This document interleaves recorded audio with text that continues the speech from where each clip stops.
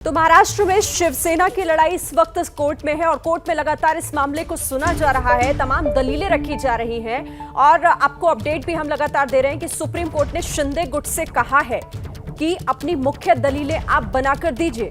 शिंदे गुट की दलीलें सुनने के बाद सुप्रीम कोर्ट ने कहा है कि आप अपनी मुख्य दलीलें बनाकर दीजिए। सुनवाई वाले बिंदुओं का ब्यौरा भी मांगा है सुप्रीम कोर्ट ने कि जिन बिंदुओं को कोर्ट को सुनना चाहिए, जिसके बाद कोर्ट ने यह भी अहम टिप्पणी की कि हम इस पर कल विचार करेंगे। राज्यपाल की तरफ से भी जो कोर्ट में इस वक्त वकील मौजूद हैं वो भी अपनी तरफ से दलीलें दे रहे हैं। अंकित का रुख हम फिर से कर लेते हैं। अंकित, बताया जा रहा है कि शिंदे गुट की तरफ से एक बार फिर से दलीलें रखी जा रही हैं।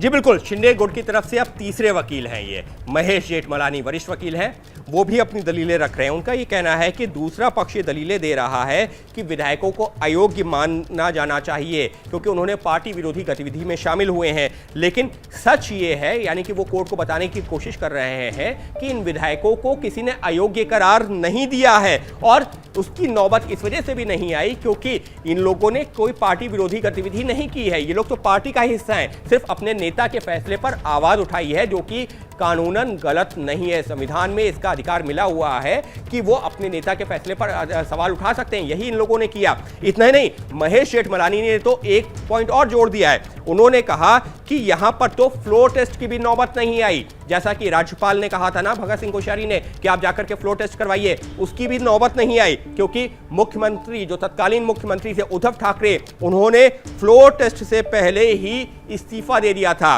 और सीएम के इस्तीफे के बाद राज्यपाल ने अपने विवेक से फैसला लिया। यानी साफ तौर पर वो ये बताने की कोशिश कर रहे हैं कि पहली चीज, जिनको अयोग्य बताया जा रहा है उनकी अयोग्यता पर कहीं कोई सवाल है ही नहीं क्योंकि कोई फैसला नहीं हुआ। हालांकि ये भी साफ कर देना जरूरी है, उनकी अयोग्यता का ही मुख्य मामला सुप्रीम कोर्ट में लंबित है। लेकिन महेश जेठमलानी ये बता रहे हैं कि उनको अयोग्यता को लेकर के अभी सदन में कोई फैसला नहीं हुआ, लिहाजा उनको अयोग्य नहीं माना जा सकता।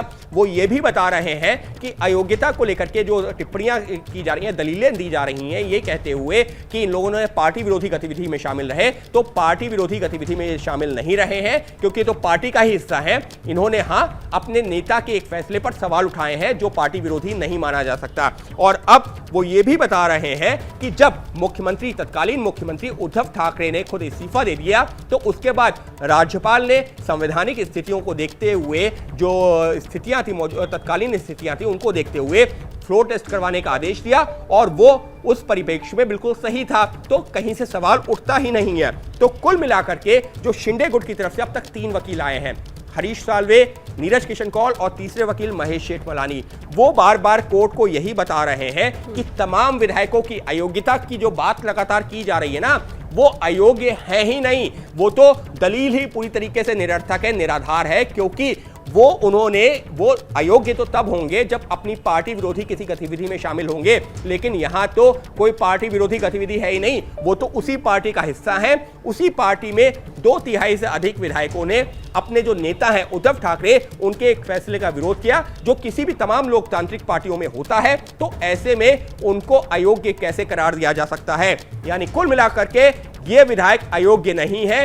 ये जो शिंदे गुट के जो तमाम वकील हैं वो ये दोहरा रहे हैं, लेकिन फिर दोहरा रहा हूं कि भले ही दलीलें कई दी जा रही हो, लेकिन मुख्य मांग उद्धव ठाकरे गुट की यह है कि चुनाव आयोग फिलहाल कोई फैसला ना ले और शिंदे गुट चाहता है कि केंद्रीय चुनाव आयोग को फैसला लेना चाहिए कि आखिर असली शिवसेना किसकी, यानी कि शिवसेना पर दावा किसका मजबूत, शिंदे गुट का या फिर उद्धव ठाकरे गुट का। जैसे ही घड़ी का काटा दोपहर 2:30 पे आए, बबीता जी का दिल सास बहू साजिश के लिए मचल जाए।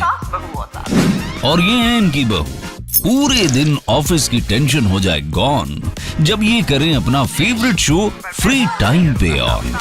इनकी तरह आप भी देखिए अपना फेवरेट शो अपने टाइम पर और डाउनलोड कीजिए एबीपी लाइव ऐप अपने स्मार्ट टीवी पर।